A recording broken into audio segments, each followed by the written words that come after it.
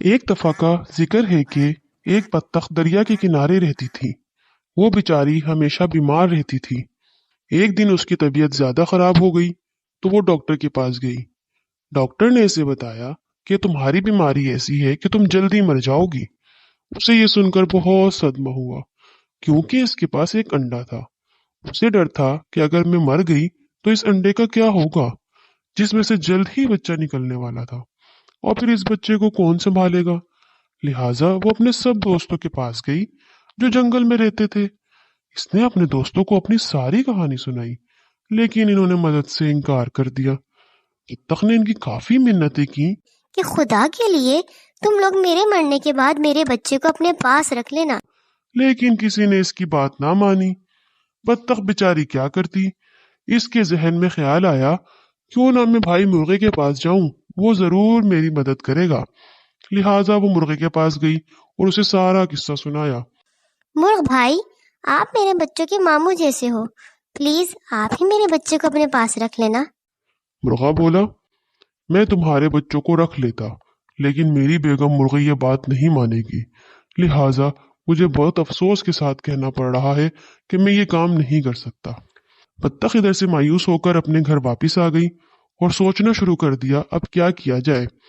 اچانک اس کے ذہن میں ایک ترکیب آئی کہ کیوں نہ وہ چپکے سے اپنا انڈا مرغی کے انڈوں میں رکھ آئے، اور اس نے موقع ڈھونڈ کر یہ کام انجام دے دیا اور خود جا کر ایک درخت کے کنارے بیٹھ گئی۔ بطخ کی طبیعت بگڑ گئی اور وہ مر گئی۔ جب مرغے کے بچے انڈوں سے باہر نکلے تو ان میں ایک بطخ کا بچہ بھی تھا۔ مرغا سب جان گیا تھا کہ بطخ اپنا انڈا آنکھ بچا کر مرغی کے بچوں کے ساتھ رکھ گئی ہے، لیکن اس نے مرغی کو بتانا مناسب نہ سمجھا۔ مرغی نے کافی شور شرابہ کیا کہ میرے بچوں کے ساتھ بطخ کا بچہ نہیں رہے گا۔ مرغے نے اسے کافی سمجھایا، لیکن مرغی نے اس کا کہنا نہیں مانا اور اپنے بچوں کو بھی منع کر دیا کہ بطخ کے بچے سے کسی کو بات نہیں کرنی ہے۔ سب نے مرغی کی بات مان لی، لیکن دو چوزوں نے اپنی ماں کی بات نہ مانی، اور وہ جو خود کھاتے تھے اپنے ساتھ اس بطخ کے بچوں کو بھی کھلاتے تھے۔ مرغی کو بطخ کے بچے سے سخت نفرت تھی، وہ اسے دیکھنا بھی پسند نہیں کرتی تھی۔